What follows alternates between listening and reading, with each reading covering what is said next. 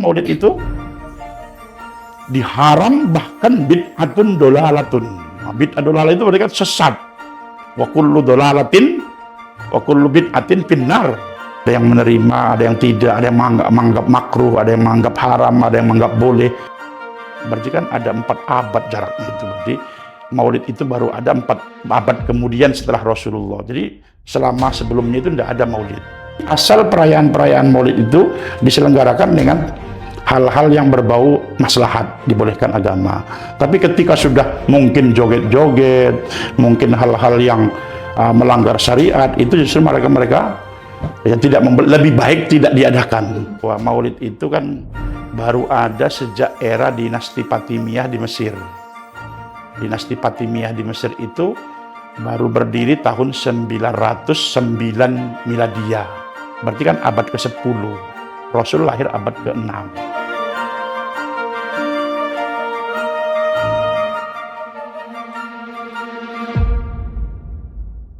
Assalamualaikum warahmatullahi wabarakatuh. Halo Sobat Dakwah, kembali lagi bersama kami dalam podcast Fakultas Dakwah dalam acara Rumi, ruang untuk mencari inspirasi bersama saya Fitratul Ilmi. Nah, pada kesempatan kali ini kita akan membahas terkait tema Maulid Nabi dikaji dari perspektif hukum Islam yang akan dipandu oleh pemateri yang sangat luar biasa, yaitu Bapak Amru Harahap, LC MHI. Halo Bapak, Assalamualaikum. Halo. Bagaimana kabarnya Pak? Alhamdulillah sehat, Ilmi dan sehat. Alhamdulillah semua Sobat Dakwah. Ya. Pada kesempatan kali ini kita mau ngebahas soal Maulid Nabi Pak. Nah, menurut Bapak sendiri, arti Maulid Nabi ini itu seperti apa Pak? Maulid itu kan berasal dari kata walada yalidu. Maulid itu berarti kan bisa dikatakan hari lahir. Jadi kalau Maulidun Nabi berarti hari kelahirannya Nabi.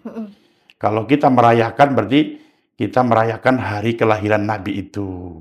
Yang dalam sejarah hari kelahiran itu bertepatan dengan hari Senin tanggal 12 Rabiul Awal. Jadi itulah yang disebut dengan Maulidun Nabi. Begitu. Nah, untuk Maulid Nabi sendiri itu kan di Indonesia nih Pak, itu banyak yang ada yang merayakan, ada pula yang ibaratnya itu menolak gitu Pak. Ya, Nah, betul. kalau dilihat dari sisi hukum Islamnya sendiri itu, perayaan Maulid Nabi ini boleh atau sunnah atau tidak boleh gitu Pak? Oke, Ilmi dan Sobat Dakwah semua, kalau Maulid Nabi yang tadi perayaan Maulid Nabi itu dilihat dari perspektif hukum Islam itu ada 2 hukum. Yang pertama itu sekelompok ulama mengatakan boleh, bahkan mayoritas mengatakan boleh. Nah, bolehnya Maulid Nabi itu kan pasti ada alasannya. Iya, betul. Tidak asal boleh saja gitu. Tapi yang jelas bahwa Maulid ini adalah sesuatu yang baru. Kalau dalam bahasa agama disebut dengan bid'ah.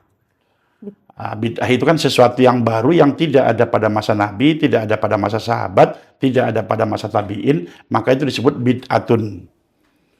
Cuman, nah ulama yang membolehkan itu mengatakan bahwa Maulid itu bid'atun hasanatun, sesuatu yang baru dan itu hukumnya baik. Atau disebut dengan bid'atun mahmudatun. Nah, bid'ah mahmudah itu adalah sesuatu hal yang baru tetapi itu terpuji. Sehingga mereka mengatakan bahwa Maulid itu hukumnya boleh. Bolehnya itu dengan 3 catatan sebenarnya. Yang pertama, oleh kelompok ulama yang membolehkan Maulid itu dijadikan bahwa Maulid itu bisa dijadikan sebagai sarana, wasilah. Sarana untuk takzim kepada Rasulullah. Walaupun di zaman Rasul tidak ada Maulid. Ya, di zaman sahabat tidak ada Maulid. Tetapi ternyata ini sesuatu yang baru yang tidak bertentangan dengan Al-Quran, tidak bertentangan dengan sunnah, maka dia disebut dengan bid'atun hasanah. Bid'atun mahmudatun. Sehingga hukumnya boleh. Nah, bolehnya itu karena apa? Oh, ternyata Maulid itu banyak fungsinya. Bisa berfungsi untuk mengagungkan Rasulullah, bisa juga sebagai sarana untuk mencintai Rasulullah SAW.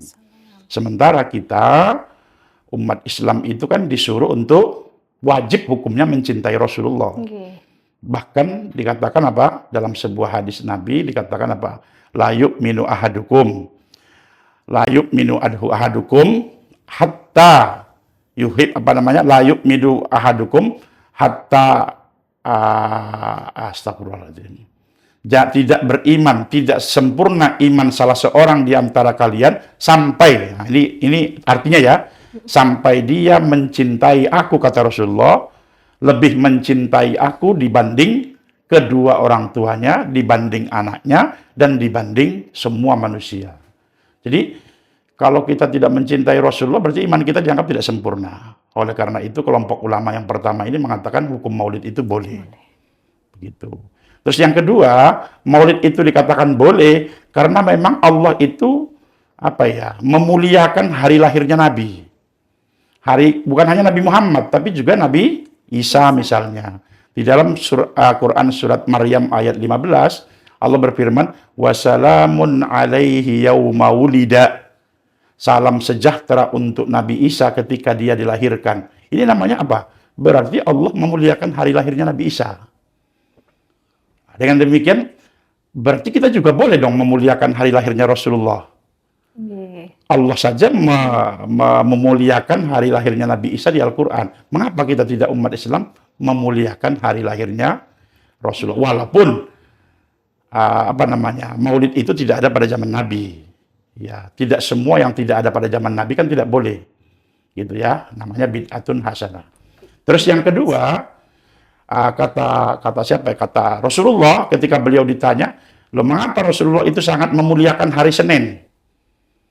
Bahkan puasa di hari Senin. Itu ditanya oleh para sahabat, "Ya Rasulullah, mengapa Anda puasa di hari Senin?" Jawab beliau itu cuma singkat, "Dzaka yaumun wulidtu fih." Hari Senin itu adalah hari di mana aku lahir. Berarti Rasulullah saja menganggap hari lahir beliau itu sesuatu yang istimewa. Bahkan bukan hanya sebagai istimewa, bahkan beliau beribadah di situ. Mengapa kita tidak umat Islam? Senang dengan kelahiran beliau itu. Itu dari ulama yang mengatakan bahwa maulid itu dikategorikan sebagai boleh. Tapi ada juga ulama yang mengatakan maulid itu diharam, bahkan bid'atun dolalatun. Bid'atun dolalah itu berarti kan sesat. Wa kullu dolalatin wa kullu bid'atin finnar. Itu mengatakan seperti itu. Karena apa? Alasan ulama yang menolak maulid itu apa? Alasan mereka adalah bahwa Rasulullah tidak pernah merayakan hari lahir beliau. Dan tidak pernah menyuruh para sahabat untuk merayakan. Tidak pernah. Sama sekali. Jadi tidak pernah menyuruh merayakan, tidak merayakan sendiri. Para sahabat tidak pernah merayakan. Loh kok umat setelah itu merayakan? Jadi kalau dilihat dari fakta sejarah ilmi itu bahwa maulid itu kan baru ada sejak era dinasti Fatimiyah di Mesir. Dinasti Fatimiyah di Mesir itu baru berdiri tahun 909 Miladiyah. Berarti kan abad ke-10. Rasul lahir abad ke-6. Berarti kan ada 4 abad jaraknya itu. Berarti maulid itu baru ada 4 abad kemudian setelah Rasulullah. Jadi selama sebelumnya itu tidak ada maulid. Dinasti Fatimiyah itu kan dinasti Syiah. Gitu. Jadi ada maulid itu baru saat itu. Dan baru sampai sekarang masih terus-menerus. Maka kelompok ulama yang mengatakan maulid itu bid'ah dan haram mengatakan apa? Kalau memang maulid itu ajaran Rasulullah, ajaran Islam, tidak mungkin Rasulullah tidak melakukan. Tidak mungkin sahabat tidak melakukan. Ini menunjukkan apa? Bahwa kita menuduh Rasulullah tidak menyampaikan ajaran Nabi, ajaran Islam. Dengan kita mengadakan maulid, berarti kita meragukan Rasulullah pernah tidak menyampaikan ajaran Islam. Gitu. Apalagi di dalam Al-Quran disebutkan apa? Al-Maidah ayat 3, Al-Yauma akmaltu lakum dinakum. Kata Allah, pada hari ini aku telah menyempurnakan ajaran agama kalian untuk kalian. Kalau kita mengadakan maulid, berarti kita menganggap ajaran Islam ada yang nggak sempurna. Dan kita menganggap bahwa Rasul pernah tidak menyampaikan ajaran agama. Nah, inilah yang disebut dengan bid'atun dolalah. Gitu. Jadi maulid itu mereka anggap sebagai bid'ah dolalah. Begitu saudari Ilmi. Baik Bapak, berarti secara garis besar ulama di Indonesia ini menghukumi perayaan Maulid Nabi ini boleh gitu ya Pak? Nah, tapi bagaimana cara menyikapi perbedaan? Karena kan tadi seperti yang sudah awal kita bahas Ya. bahwasanya perayaan Maulid Nabi ini memiliki perbedaan, ada yang Membolehkan. membolehkan, ada yang tidak boleh seperti itu. Nah, bagaimana cara menyikapi hal tersebut agar tidak menimbulkan konflik di masyarakat seperti itu? Ya, Ilmi dan sobat dakwah semua, memang perayaan Maulid ini kan sesuatu yang ikhtilaf. Ikhtilaf itu kan sesuatu yang diperdebatkan hukumnya.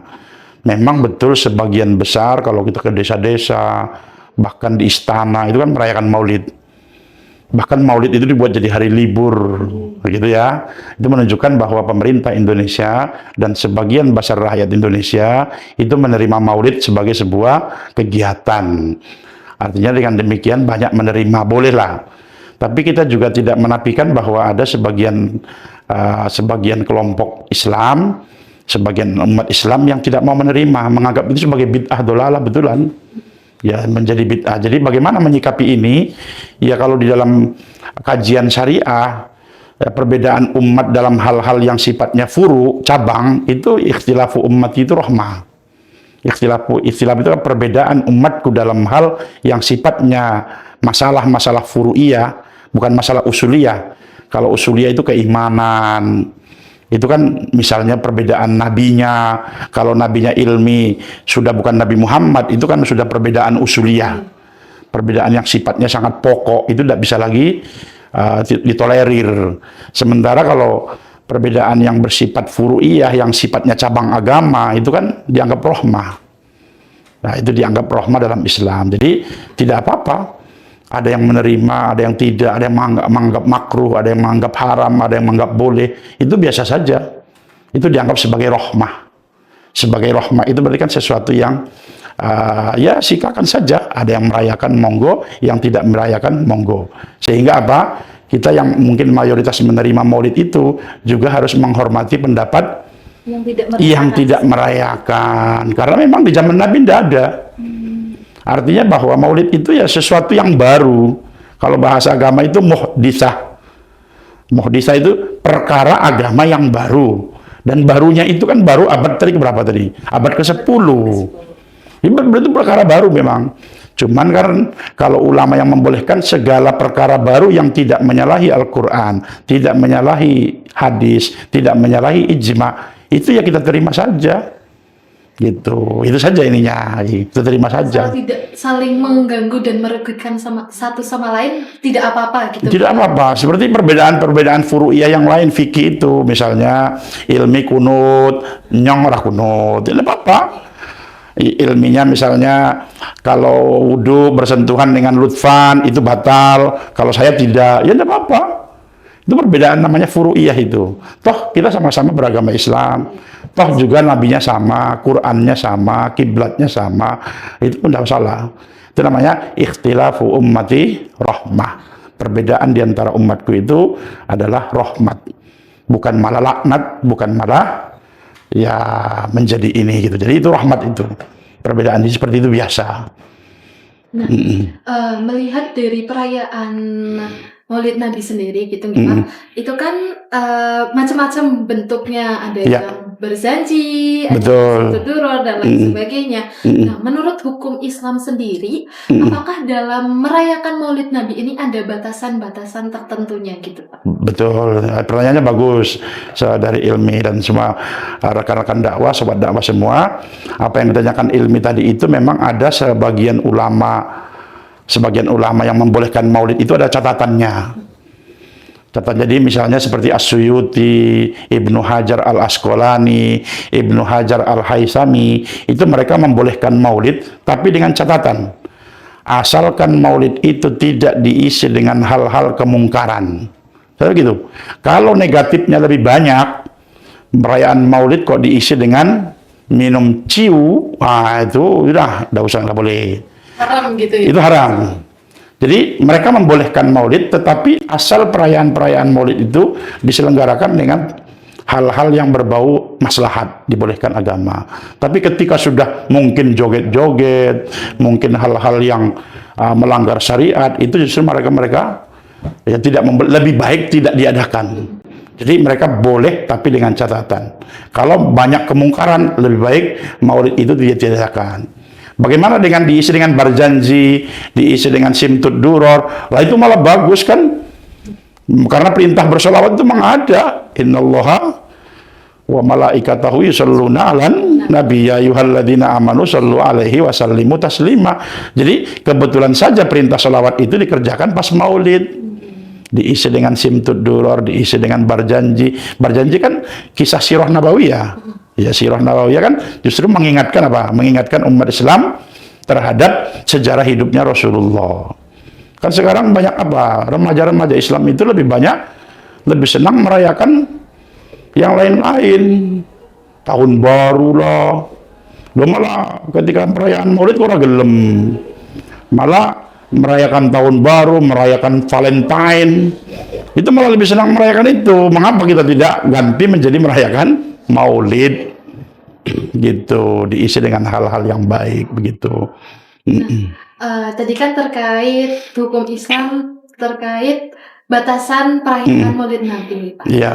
Nah, lanjut untuk selanjutnya itu terkait apakah dalam perayaan Maulid Nabi ini itu bisa menjadi salah satu sarana untuk berdakwah, mungkin khususnya untuk generasi sekarang yang mungkin tadi sempat Bapak singgung itu lebih suka perayaan yang lain seperti itu, Pak. Ya, Ilmi dan sobat dakwah semua, tentu Maulid ini bisa kita jadikan sarana dakwah. Dakwah itu kan menyampaikan pesan kebaikan, menyampaikan pesan-pesan Islam disampaikan sampai ke halayak umum, kan begitu kan? Iya, saya kira maulid itu bisa kita jadikan sebagai wasilah, sebagai sarana, sehingga apa?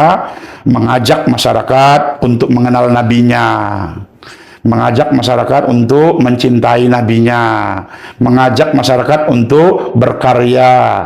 Karyanya seperti misalnya pembangunan masjid, pembangunan lembaga keislaman. Ya, pokoknya maulid itu kita jadikan sarana dakwah sangat bisa sekali, bahkan sangat bagus sekali gitu. Jadi justru ini sangat bagus dibanding malah remaja kita atau pemuda kita merayakan hal-hal yang sifatnya ya justru malah banyak negatifnya.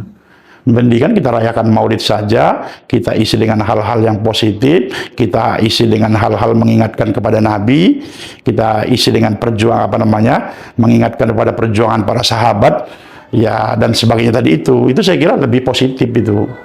Jadi sesuai pertanyaan Ilmi tadi, maulid sangat pas dan sangat tepat kita jadikan sebagai media dakwah, sarana dakwah gitu. Ya.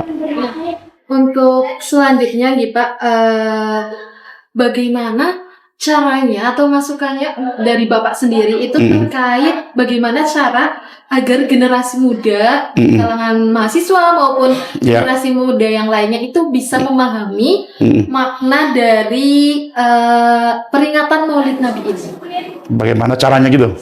Bagaimana cara agar tadi kan Bapak sempat membahas terkait sekarang itu generasi muda lebih suka merayakan hal yang di luar Islam gitu.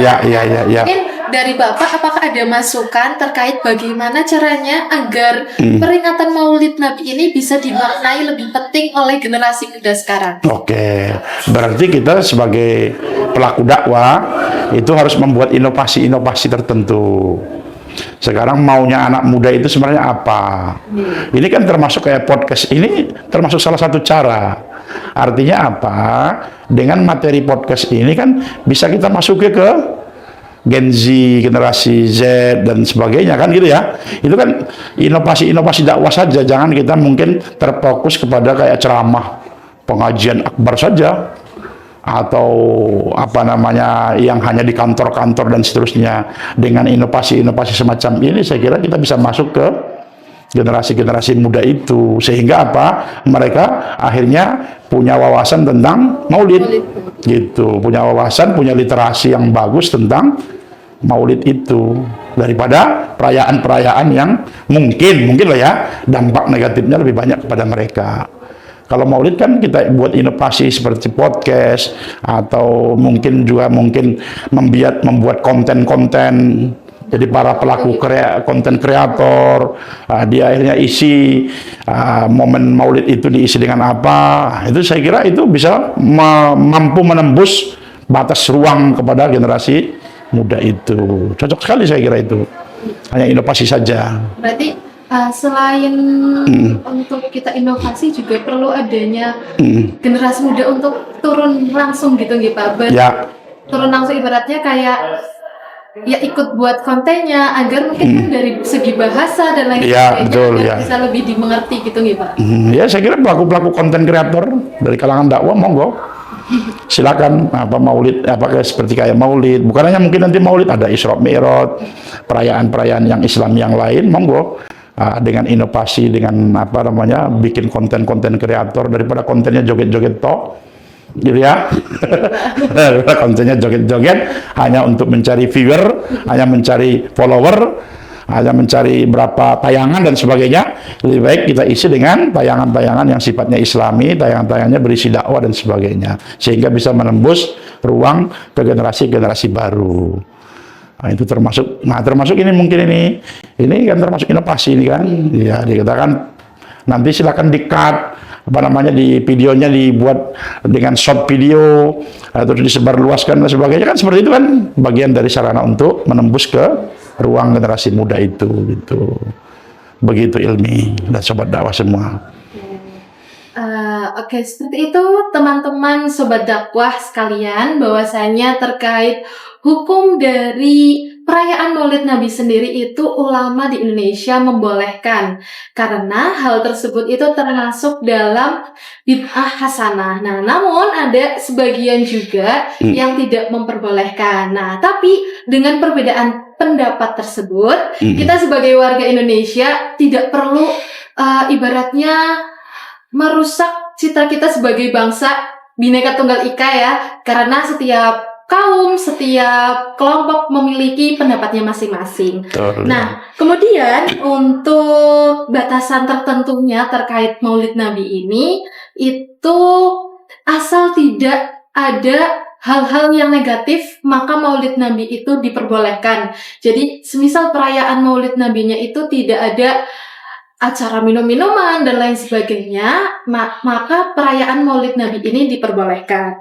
Nah, untuk menjangkau generasi muda, kita perlu adanya keterlibatan oleh generasi muda sendiri untuk menjadikan Maulid Nabi ini menjadi sumber dakwah. Nah, bisa juga seperti acara yang kita saksikan hari ini, yaitu ada podcast maupun acara-acara lainnya. Seperti itu Sobat Dakwah.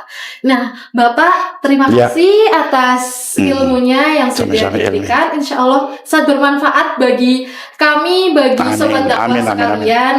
Mungkin apakah ada closing statement gitu dari Bapak? Atau pesan bagi generasi muda dan juga Sobat Dakwah, Pak? Para generasi muda dan sobat dakwah semua, mari kita jadikan momentum maulid itu sebagai sarana kita untuk lebih mencintai Rasul kita, lebih mengenal ajaran Rasul kita, daripada kita ribut dengan hukum boleh tidaknya bid'ah hasanah atau bid'ah sayyi'ahnya. Lebih baik kita jadikan momentum maulid itu untuk inspirasi kita, bagaimana kita mengagungkan Rasulullah, ta'zim kepada Rasulullah, mengenal Rasulullah, bukan hanya sekedar mengenal Rasulnya, tapi mengenal ajaran yang beliau bawa. Sehingga maulid itu memantulkan sesuatu yang maslahat lah, baik bagi diri kita, baik bagi umat Islam, maupun mungkin baik untuk bangsa Indonesia. Jadi artinya kita jadikan maulid itu momentum untuk mentakzimi Rasulullah, lebih mencintai Rasulullah, sehingga akhirnya cinta kita kepada Rasul itu menjadi cinta number one. Jadi bukan, karena Rasulullah pernah mengatakan tadi la yu'minu ahadukum tadi itu kan, ya tidak beriman, tidak sempurna iman salah seorang di antara kalian sampai dia menjadikan aku lebih dia cintai dibanding orang tuanya, dibanding anaknya, dan dibanding semua manusia. Jadi saya kira maulid itu bisa dijadikan momentum untuk kita menyempurnakan iman kita dengan mencintai Rasulullah, mencintai ajaran yang beliau bawa. Mungkin begitu sobat dakwah semua yang bisa kami sampaikan. Terima kasih Bapak Ya. atas waktunya. Begitu Sobat Dakwah, intinya mari kita jadikan momentum perayaan Maulid Nabi ini menjadi sarana agar kita lebih lagi mencintai Nabi Muhammad Sallallahu Alaihi Allahumma Wasallam. sholli alaihi. Nah, seperti itu Sobat Dakwah, saya Fitratul Yumi pamit undur diri. Wassalamualaikum warahmatullahi wabarakatuh. Waalaikumsalam warahmatullahi wabarakatuh.